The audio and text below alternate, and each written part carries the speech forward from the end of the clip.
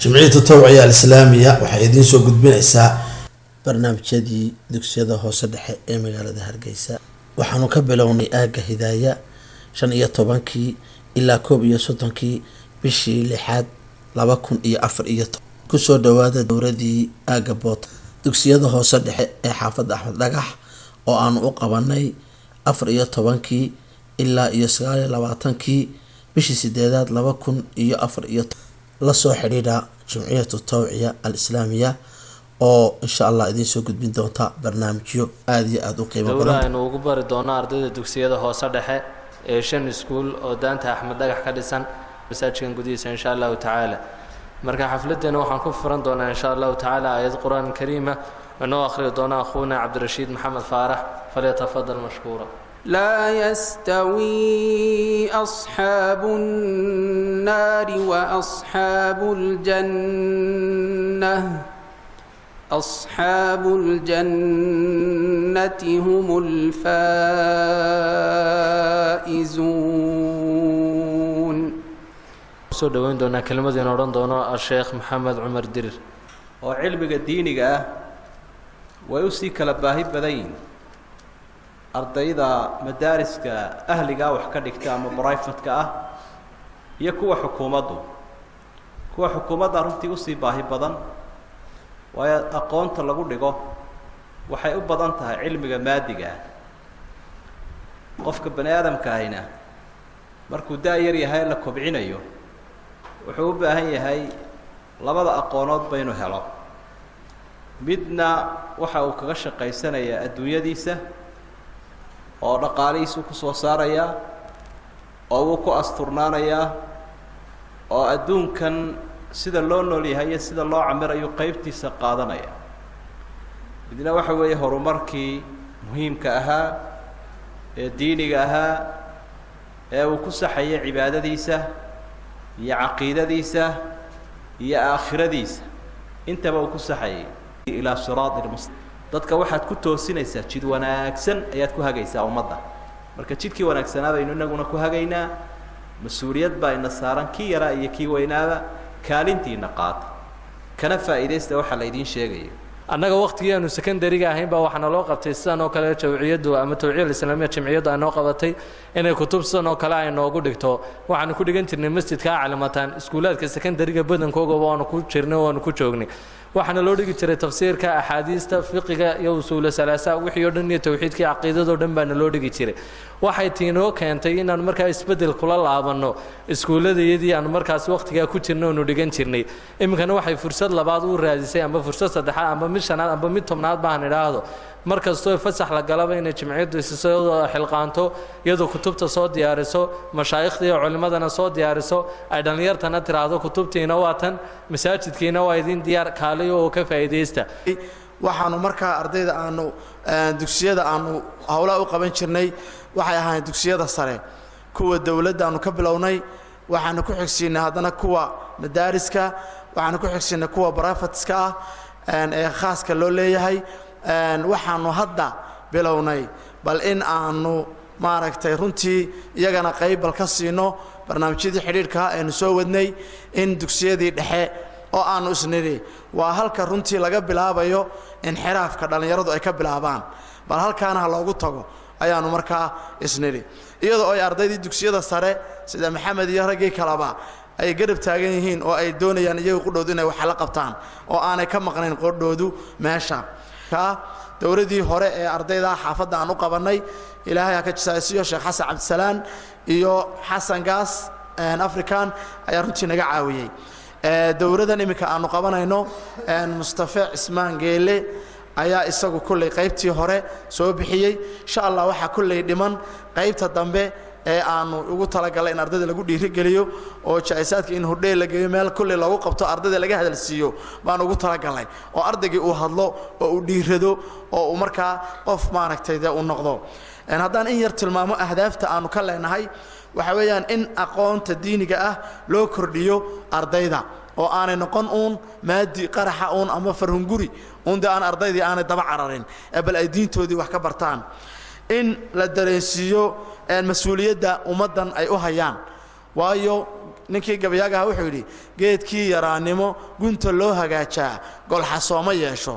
haddii ilmaha intuu yaryay la jajafo oo la hagaajiyo oo la tootoosiyo wuu toosayaa haddii laakiin faraha laga qaado waxaa laga yaabaa inuu sidaa ku qalloocsamo oo uu sidaa ku xumaado midda labaad dee inamadii yararaa waxa way 18 jir iyo inama abaa ku jira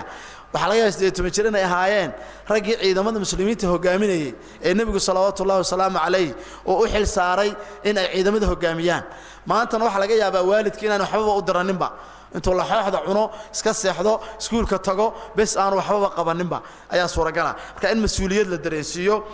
in la isku xidho dhalinyarada oo qabyaaladda iyo waxna laga saaro ilaahay dartiina ay isugu xidhmaan in laga wacyi geliyo dhaqan xumada sida tahriibka oo ay runtii dee ku baaba'ayaan waxbana aanay ka horreynin iyo balwada oo aad arkayso inankii dugsiga dhexe markuu arko kii dugsiga saro daanka ku riday ama amir sigaara jiidaya wuxuu leeyahay wallahi kani waaba yaa u xaraarada wallahi u xaraarad gooyay kani buu oranaya dabadeedna isna waxa laga yaabaa inuu yiraahdo markaad gaadho adna aad halka higsatid waxa aan kale oo jirta tii uu sheekhu sheegay qaadicu dariiqnimada in ablaha yaryara ee xaafada islaamihii hablihii uma diran karaan bagaas iyo waxba uma diri karaan waayo waxa weeyaan oo wadadii baa loo taagan yahay marka dhibaatadaasi ayaa iyaduna jirta marka in arrimahaas oo dhan laga wacyi geliyo in culimadooda lagu xidho ardayda oo la yiraahdo culimadiina waanada iyo talada ka qaata oo culimada ku xidhnaada in looga faa'iideeyo fasaxyada ay ku jiraan oo fasaxi halkay wax kale uga faa'iideysan lahaayeen looga faa'iideeyo marka wanaagii in loo diyaariyo in ay noqdaan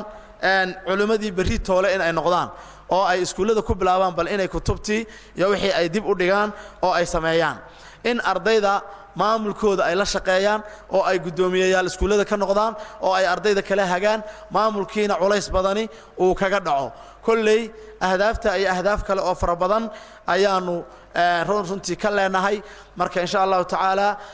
de keligayo waxba ma qaban karno hawshana waa hawl inoo wada taalla culimo iyo odayaal iyo cuqaal iyo cid walba iyo maamule iyo dawlad runtii aad iyo aad bay markaa muhiim u tahay in hawsha laga qayb qaato إن الذين قالوا ربنا الله ثم استقاموا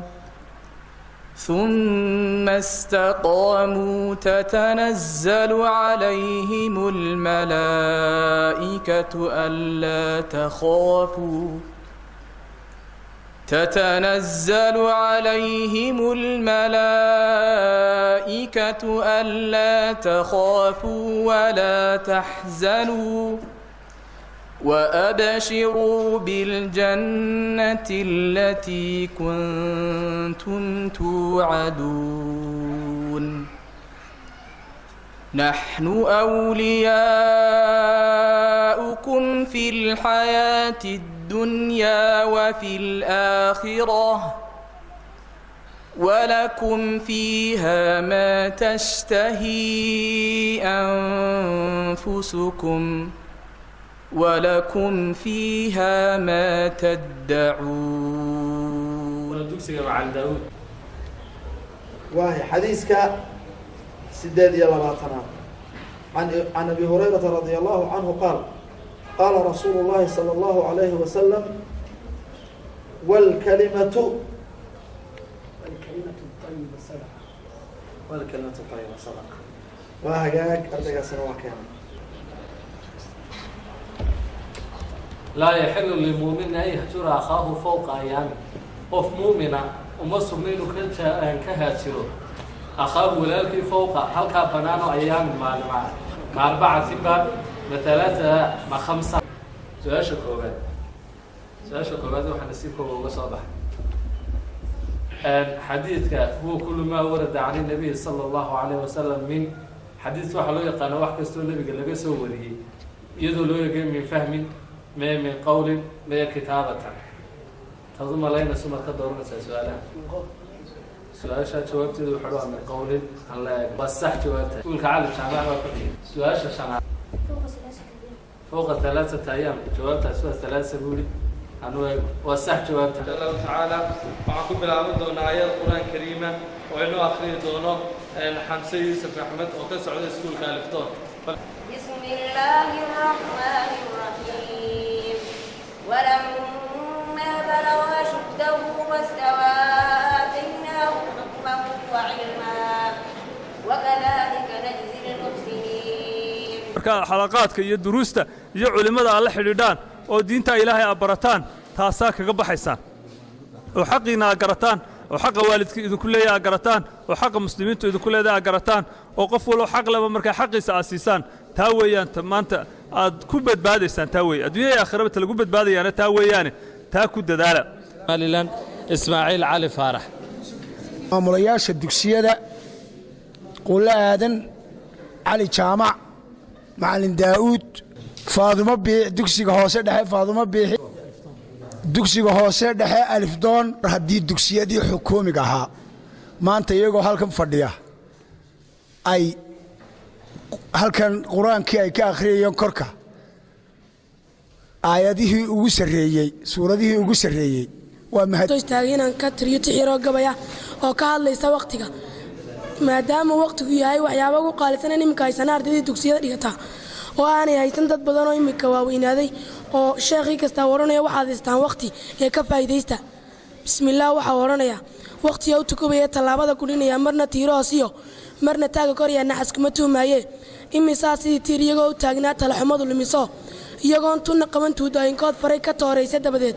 qoomamiyo tawaawacay imisaa wax tarasaday aakhiriya adduun tacab labadaba ugu taagsaday dhayal aanay kaga tegin ti allaasay noo qorane tibaaxdii odhaaduba waxay toos u tagayaan halkii loogu talagalay aan kuu tilmaamay cabdiyow siday tahay taymkaa horda ayaa tartan lala gelayaa abley baa la tumayaa iyo toorii fiiq dheer tunka waxaa la jarayaa hadba kiina tiicee tabco yaanu kula helin ayaamaha toddobada midkood tii ku seegtana isagaa tirsanayoo dib u taagbi mayside taariikhda dheehoo raaca toobiyuu maray aqoonsidii ku taabee tusmadii awowga aqoonsidii ku taabee ha u taraani meel kale tistisii heblaayo iyo taayar magaceed iyo tiima gaadhna rag bay taasi lumisay qayrka halku tegay waa inaad ku toostaa tuka faralka eebbo taarignimo ka dheerow tusaalaha adduunkana ruuxii wax kugu tara tu kaleeta maahe wuxuunbuu ku tusayaa sidii aad u tari lahayd tabuunkeena dunyada kolaa turuqa maashaan lama tuuga qayrka asalaamu calaykum waraxmatullahi wabarakaatu. waxaan aad iyo aad ugu mahadnaqayaa hay-adda ama jamciyadda soo abaabushay arrintan dugsiyada xukuumiga laakiin waxaanan weli arag hay-ado noo yimaada waan arko idhaa carruur baanu kaxaynaynaayo maxaad soo baraysaan xuquuqdooda oo annaga iyo waalidkeen nagu soo diraanoo macallinku yuu karbaashin waalidku yaanu karbaashin wax aynkaasi ka soo dhadhiciya laakiin weli culimo intay isu timaado tidhaahda aynu beriskuukan ku yaro weecanoo xitaa nusa saac aynu soo yaro weecdino anuu maan arag marka maanta waa bilow fiican baan filayaa waxaan aad iyo aad uga codsanaya weliba sheekh carab baan farayaa sheekh carab nala ogaada dugsiyada carruur wanaagsan baanu ku haynaa carruurtu ma xuma malcaamadihii iyo madrasadaha iyo diintana si fiican bay u yaqaanaan oo sidaan moodaynay inagu maaha sodusha laga moodaya maaha waxa weeyaan laakiin waxay u baahan yihiin in aad iyo aad magaranaysaa culimmada soo abaabushay sheekh sacad ugu horreeyo sheekh sacadoo bilowga aad bilowday waxaanu kaa codsanaynaa hantina waad u heli doontaaye sii wado fasaxyada qura hala eeganine iyagoo iskuulladu shaqaynaya noo kaalay iyagoo xidhan noo kaalay waan kula shaqaynaa insha allahu tacaala dardaaranka ee ardayda kula hadlayay inagoo kole gabagabadii isaga sii siqayna waxaan ku xigsiin doonaa kelmadda macallimiintu ku hadli doona macallimiintii intii duruustii diiniga ahayd ardayda u socotay u dhigaysay waxaana ku hadli doona sheekh isxaaq sheekh mursal sheekh cali waqtigu kooban yahay oo idinku raajiyay xilli adag baa lagu jiraa waqti fitan baa lagu jiraa in dhallinyarnimada ay culimmadu inagu adkeynayaan ee maamulayaashu inagu adkeynayaan aynu ka faa'iidaysano waayo hadduu qofku weynaado oo uu da' noqdo dee adduunkanba waa 6 arrimood waa 6 arrimood sidaynu ka maqalnay odayaasheen barbar carartaa labana way ku daba carartaa laba way ku hor carartaayo waa hami iyo hunguri subax walba waxbaad ku hamiyeysaa iyo wax la cunow waa saa u sheekh carab sheegaya inanta adhiga joogta un lala soo cararayo suusaama hami iyo hunguri labana way ku barbar cararaano waa faa'iido iyo khasaara waa subaxaad qoslayso iyo subaxaad ooyayso naxsan tahay labada ku daba cararayaanad ka dheeraynayn waa gabow iyo geeri midina ku dayn mayso haddaad laakiin da' noqoto oo aad gabowdana odayaasheenni hore waxay odhan jireen hadduu qofku gaboobo wuxuu ku dambeeyaa laba qab bay yidhaahdaan laba way qubtaan laba way qalloocdaan labana way qambabaan laba waa qab bay yidhaahdaanoo waa labada dhagood ayay iyo awow unbaad kor ugu dheereen hadalka labana way qubtaanoo waa labada indhooda ilmadaasunbaa qubataa kolba ilunbaa loo jeexaa laba way qalloocdaan waa labadii lugoodoo tuku bay qaataan labana way qambabaanoo xagga hore iyo xagga dambe oo harag yar baa iska soo hadha marka intaanad intaasi kugu dhicin aynu ilaahay ka baqanno oo dhallinyarnimada aynu ka faa'iidaysanno wasalaamu calaykum waraxmatullahi wabarakaatu khadar xasan maxamed oo ka socda dugsiga sheekh bashiir naaluka waxaa ku haleelaya nafcuhu nafcigiisa maa dumtu xaya intaad nooshahay oo dhan nafcigiisii baa ku haleelaya wayabqaa dikruhu laka in dahabta haddii aad meesha ka tagtid ama aad geeriyootidna dadkii baanan ku ilaawayno dadkii baa ku sheegaya huwa alcadbu wuxuu ka soo qaaday seef muhanadu lagu sameeyey hindiya laysa yanbuu seeftaasi mana afbeelayso tusiibu bihi waxaad ku haleelaysaa maqaatila man aradta halbowlaha qofkaad doonaysid ayaad kaga haleelaysaa wakanzun laa takhaafu calayhi lisan waana kanzi waa kayd aanad uga baqaynba inuu tuukaaxado waayo qalbigiibuu kugu jiraa khafiif alxamli yuujadu xayta kunta culaysna kaagama dhigayo qalbigii waad ku sidaatay wax iminka haddaad lacag soo qaadato kale waad ku culaysiinaysaa waad dareemaysaa in wax ka sideetid laakiin xaggaas istaagaysaa cilmigiisaas maad isdiinaysayo dee kuma culays kaamaba dhigayaba yaziidu wuxuu ku siyaadaa cilmigaasi bikahrati alinfaaqi minhu sii dhigis badanood qof dad badan aad saa ugu sii dhigtid ayuunbuu kugu siirayaa wayanqusu in bihi kafanshadata laakiin haddii aad gacanta saa ugu haysatid oonad waxba kasii faa'iidayn waxba kuma taray cilmiga adigoo ilaawimayaan waxba kuma soo siyaadinayo falow qad duqta min xalwaahu طacman haddii aad dhadhamisid cilmiga dhadhan la aatharta waxaad doorbidi lahayd atacalluma inaad baratid cilmiga wajtahadta mustafa maxamed cabdiraxmaan oo ka socda iskuulka quulaada جدا أن أقف أمام الطلبة والأمام العلماء البلد لأنقل إليهم تحية عاضرة منبثقة من صميم قلبي وتنشر ود في نفوس التي لا يستفي عنها مسقف ماهر أشتاق اليوم أن أتناول معكم موضوعا في غاية من الأهمية وهو يتعلق حول العلم أحبائي إن حضارة الأمم ونهضتها لا تقوم إلا على أساس من العلم والتربية محمد عبد محمد oo maamulaha dugsiga aan hoose dhexe quulaada سعد محمد شيخ موسى oo ah jamciya tawciya islaamiya waa ururka ilaahay garansiiyey inay ardaydii ay u sameeyaan u jeheeyaan ciyaalka yaryar dhalinyaradii ushu markay yar tahay intay qoyan tahay haddaan la toosin ma toosto haddii jamciya tawciya islaamiya mudiirka Sacad Maxamed Sheekh Muuse